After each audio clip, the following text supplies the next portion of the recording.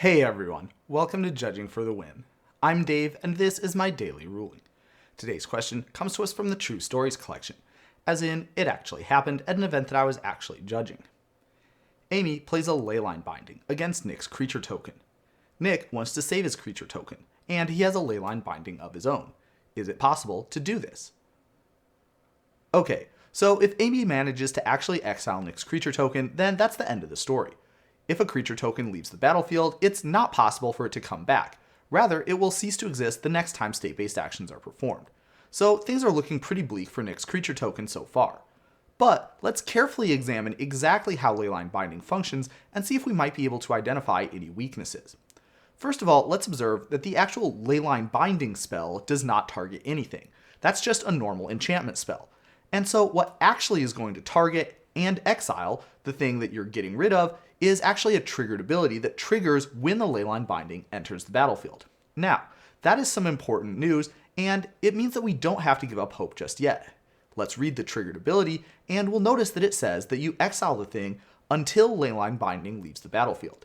This special templating means that we actually do have a ray of hope here.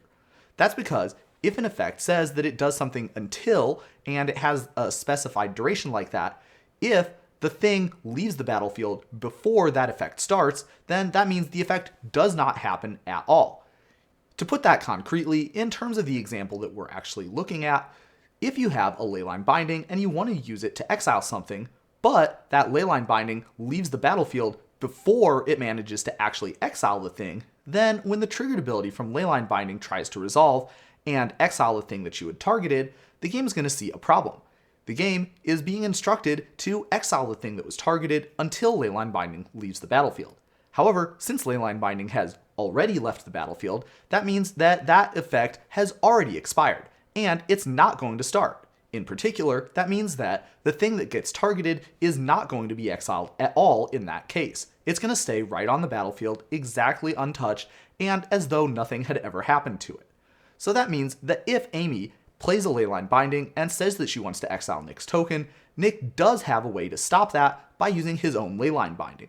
All he has to do is flash his Leyline Binding into play in response to the triggered ability from Amy's Leyline Binding that would exile his token.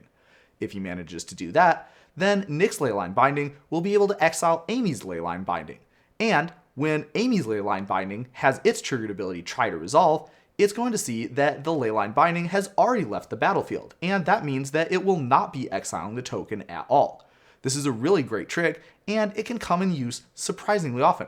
For example, I saw it used with an Indomitable Creativity deck, and it made the difference between the Indomitable Creativity player getting an Archon in play or getting absolutely nothing out of that spell.